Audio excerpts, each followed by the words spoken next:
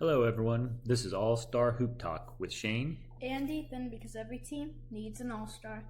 Okay, so today we'll be talking about the Washington Wizards and what they need to do to make it to the NBA playoffs or finals, or even if they will make it there. But first off, let's start with Bronny James getting drafted as the 55th overall pick for the Los Angeles Lakers. That is just crazy. He wasn't even a starter. I don't even know how to describe it. I'm just so, why would you pick him except for the reasons I expressed last time? Because it's all marketing for the Lakers. Try to get that father-son duo of LeBron and Bronny playing together on his final year, because he's got a 2-year contract, but his second year is optional. So I think LeBron's going to retire out after this year, and he's just going to have the opportunity to play 1 year with Bronny. What do you think? Yeah. Now, do you think Bronny and LeBron will actually play much on the court together? No. Do you think they should? No. LeBron is too much of an all-star. I mean, he's a great player, and you get Bronny, who is so unprepared, unready, and just shouldn't be in the NBA yet. And yeah. He should be sent down to their G League for development and eventually work up. But I think as a marketing, he's going to be on the bench in a full Lakers uniform. Yeah, we saw with him against, it was either the Spurs or the Kings in the California Classic. He was a starter, and this is against rookies or second-year players. As a starter, he only got 4 points. That is right. I didn't see that, but I did see the new little blurb that's all he got. I don't remember his other stats, but I do remember that he only got 4 points in his debut. That is right. And for somebody that the Lakers are kind of betting the farm on, so to speak, that rookie, again, is unprepared for the NBA. You're starting in the summer league games and stuff like that, the California Classic, and all you're doing is scoring 4 points. Did the Lakers win that game at all, or do you remember? No, they didn't. So he didn't. His defense even wasn't there to help him win the game either, because they didn't pull off a win. No, I think he should have just stayed in college, maybe till his 3rd or 4th year, then declared for the NBA draft. And if he still wasn't ready, he would have got sent to the G League. Yeah, it's going to be interesting this year to watch the Lakers and, their new coach, Redick, Bronny James, and just everything that happens there, because Laker fans, they expect nothing but the best, and they expect a championship every year, just a lot like the Celtics. And when their teams do not perform in either Boston or LA, their fan base is really upset. So we'll see what happens after all of this. So what else we got? Oh, well, first off, I forgot to say that Bronny James signed a 4-year, almost $8 million contract with the Lakers. That's insane. Yeah. Then we have, in free agency, the Mavericks signed Klay Thompson. That is right. That is huge. The Splash Brothers are no longer together. Yeah. What do you think of that? Well, I think it's the end for the Golden State Warriors, because now I think about it, Chris Paul, he either got traded or signed in free agency. He did get... But he's no longer on the Warriors. Right. He went... Where did he go? To... didn't he go with Kevin Durant? Back to playing with him? I do not know. Well, And so as we got Kevin Durant or Chris Oh, Paul. yeah, he's with the San Antonio Spurs. San Antonio Spurs, that's right. He'll be teaming up with Victor Wembanyama. Oh, well, that could be interesting. Yeah. But I don't know. I think he's on, the final leg of his career. CP3, he's had a great career, but he's getting to the end of it and being traded around. I just don't see him ever getting a championship. Yeah. I think he's going to be like Charles Barkley, never got the ring. Yeah, he's good. It's just that the teams he's been going to, they're not good. Like the Warriors, yeah, they were good, but they're definitely not going to make it to the finals this year. And that's probably why he wanted to go.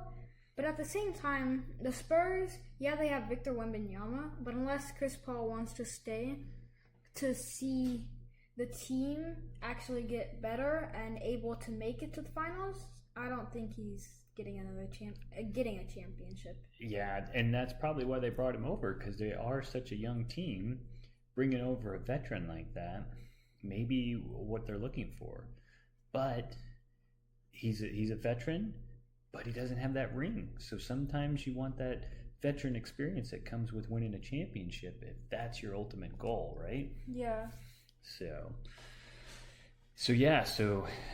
the Golden State Warriors dynasty seems to really be over and done with, and you don't have Klay Thompson or Chris Paul there, and Iguodala had already retired.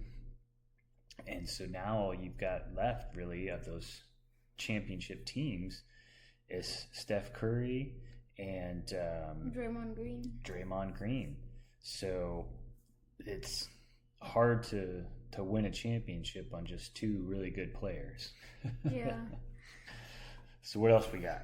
Well, the Kings traded to the Spurs Harrison Barnes and it was either Trey Lyles or Chris Duarte, and a few picks for the Bulls to give the Kings DeMar DeRozan. And they gave the Bulls like a couple of second-round picks for the next draft, if I remember correctly, right? Maybe. Okay. So what do you think of that trade? Well, I think it might actually be good for the Kings. DeMar DeRozan, he's a really good player. He's won a championship before, which, when you think about it, is the same thing as Harrison Barnes.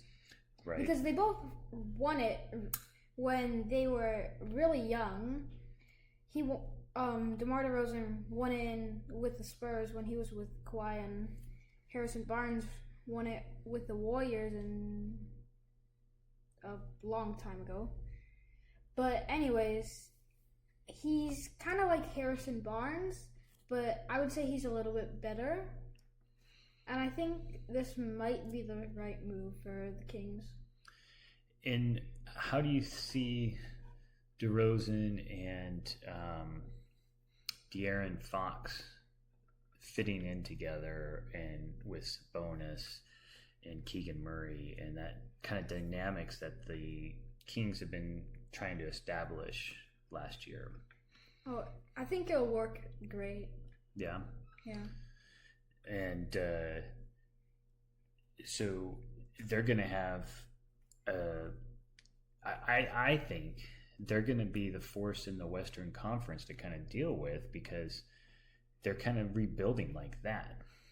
You know, they're not trading away good players like the Warriors did, and they're bringing in new talent to build off of what they currently have and everything. So I think the Kings are going to be having another good year running in the West, don't you think? Yeah. So what else we got to talk about? I think that might be all. So then we'll move on to the NBA Summer League. Okay. And so what's going on there? Well, basically, today there are a few games. The first one being the Oklahoma City Thunder going up against the Miami Heat.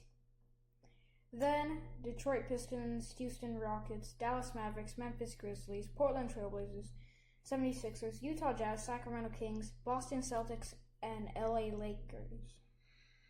And this is all of the Summer League now, correct? Yes. So today, at 7:30 p.m. PST, Pacific Standard Time. Yes, we will see Bronny James and the Lakers go up against the Boston Celtics. Ooh, that'd be good. Do you think Bronny will be coming out to try to get more than just 4 points this time? Yeah. Hopefully he'll get more than just 6. Maybe he'll actually get double digits or something to kind of earn a little bit of his salary there. Yeah. But then yesterday we had the Warriors winning over the Bulls, the Raptors winning over the Nuggets, the Spurs winning over the Hawks. In a close one, they won by 3 points. The Pelicans losing to the Magic, the Rockets winning over the Wizards, and the Timberwolves winning over the Pacers, and last two, Cavaliers winning over the Milwaukee Bucks by good margin, and the LA Clippers winning over the Brooklyn Nets. Nice. So that's kind of got us all caught up on the Summer League right there, correct? Yeah. Okay. Like you said, there's more games today going on with that. So now we haven't talked about the Washington Wizards yet, really. What you said, if they can make it to the finals this next year, do you think they have a chance of making it to the playoffs, let alone to the finals? I don't think they're going to make it to the finals. I think the farthest they'll make it is they'll make it to the play-in tournament. They'll just barely win. They'll make it to the playoffs. And they'll lose in the first round. If not, it'll go to a game 7. And they'll just barely make it to the second round. But then they'll get eliminated in the second round. They are not making it past the second round. Have they done anything significantly on the off season to enhance their chances of having a better season this year than last year? No, not really, other than the trade that we talked about last time where the Portland Trailblazers sent Malcolm Brogdon, one other player, and a bunch of picks and one of their picks in the draft to the Wizards, all for just Denny Avdija. So it sounds like they're starting to line up some things in the future with future picks and stuff like that. But there's nothing immediately is going to bring them success this next year immediately, correct? No, I think what they're going to do this year is they're going to try to do well, but they're not going to waste their money on big name players. They're just going to wait, do bad this year, and get good draft picks, so then that will, in the future, help their team. So because you said they're going to do bad, do you think they have a chance of making it to the playoffs, or do you think they're going to have another season this year where they don't make it to the playoffs? I really don't think they're going to make it to the playoffs. And they haven't done anything to change the coaching staff or anything like that either, have they? Not that I'm aware of. Okay. So the chances of them improving much from last year is not great, is it? No. Do you think they'll have about the same record as they did last year, or do you think they'll win a few more? They might win a few more, but they might not. Okay. And so is there anything else we need to talk about in the NBA before we go on to the WNBA? I do not believe so. Okay. Well, with the WNBA, we should start out with the rankings. The New York Liberty still leading the top spot with 20 wins and 4 losses. And the Indiana Fever has pulled up from bottom of the barrel as they started in 12th place, and they're now up to 7th, but they still have a losing record. What's their record at right now? 11-14.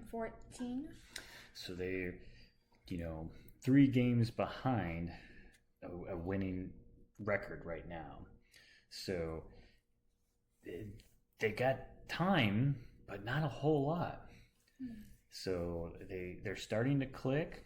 It seems like Caitlin Clark is starting to do some really good things. She recently, set some records, and she's the first rookie ever in a single season to score 400 points, 100 rebounds, and have 150 assists.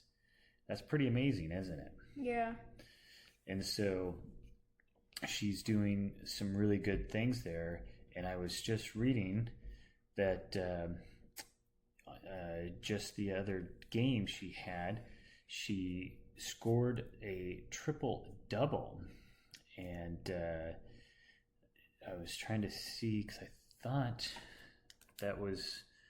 I'd read that was the first time that it happened. But now I may just have been mistaken. Maybe it was the first time a rookie had done that. But I don't see where I read that at right now.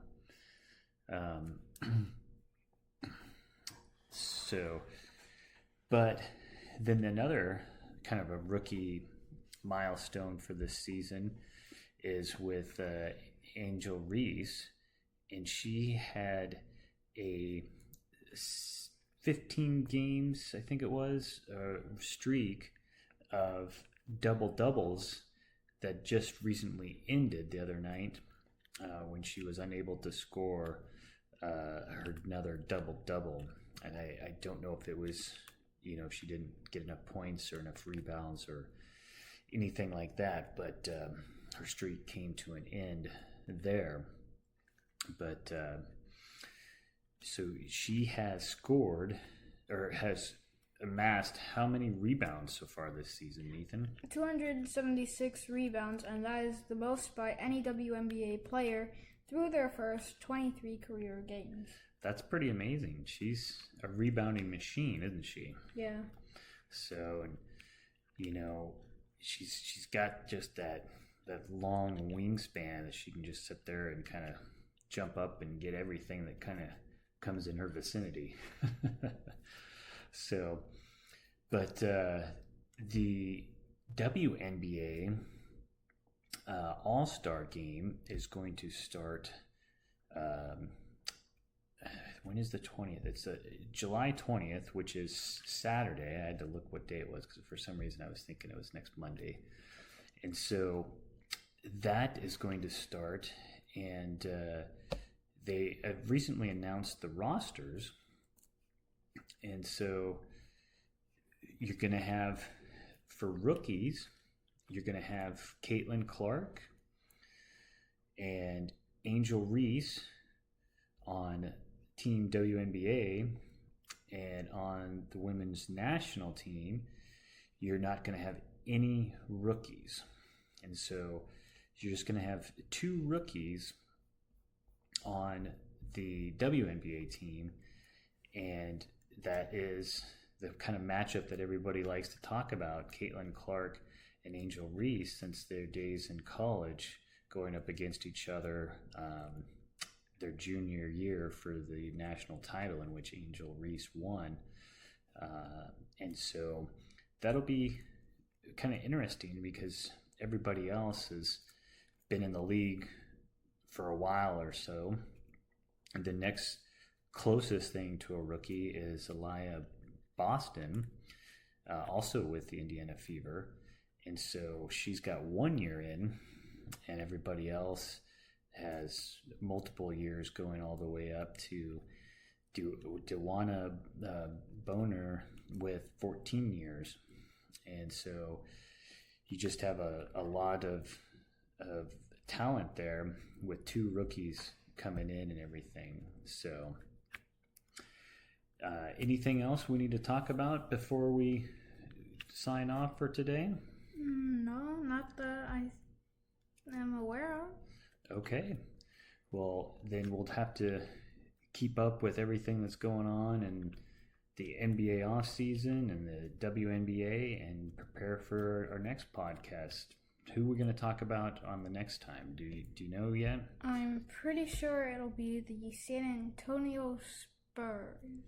Okay. Well, sounds good. So this is all we have for today with All Star Hoop Talk. So like, follow, and download us wherever you get your podcasts.